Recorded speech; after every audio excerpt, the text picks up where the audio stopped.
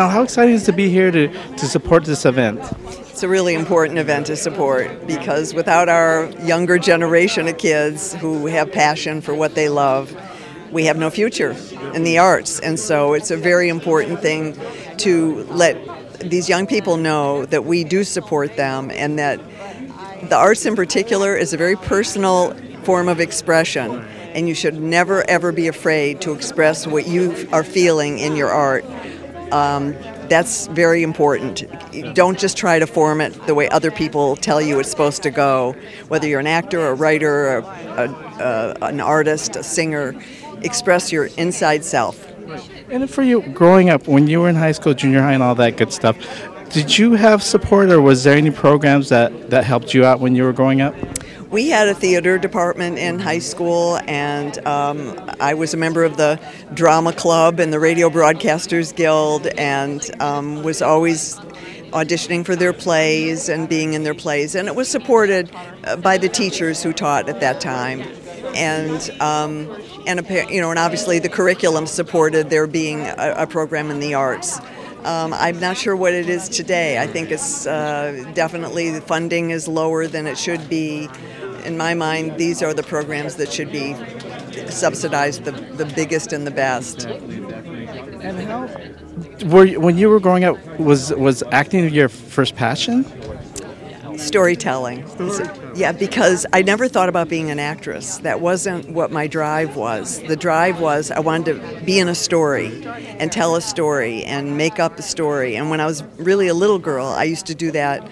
There weren't a lot of kids in my neighborhood, and so I used to entertain myself by my stuffed animals, my dolls, and my clothes, and I would make up stories. And that sort of followed me all the way through high school, and even I went to University of Michigan. I was an art history major. I was not in theater. I did all their plays, or as many as I could, when I was in college, but it wasn't until after college that I thought, I think there's a name for what I love to do, and it's called actor. So maybe I ought to try and do that. Right, definitely. And I would say, kind of in a sense, you know, storytelling and talking to your animals and stuffed animals and all that. Did that help you with the Insidious franchise? Everything has helped me with the Insidious franchise.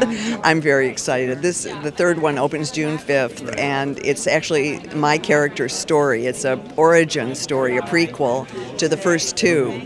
So you learn who Elise is and what makes her the way she becomes later in the second and third, in the first and second episodes.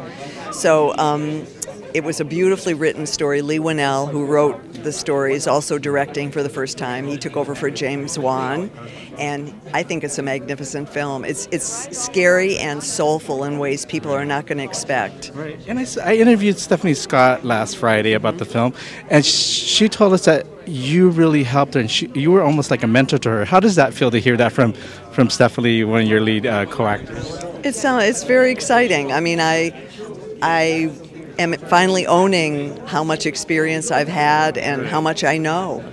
But you never stop learning either. I learned from Stephanie too. You know, we all learn from each other, and I think especially filmmaking and theater is a team sport, and everybody learns from each other always. You never need to feel that you know everything, because you never do. Right. And then you close yourself off to learning new things. So. And then last thing is, you did do that Insidious experience, even though you were in the film, and it's something that you learned from. What did you learn from that? Because some people said that you came out crying. I did come out crying. I was so caught off guard by it. I mean, I'm not...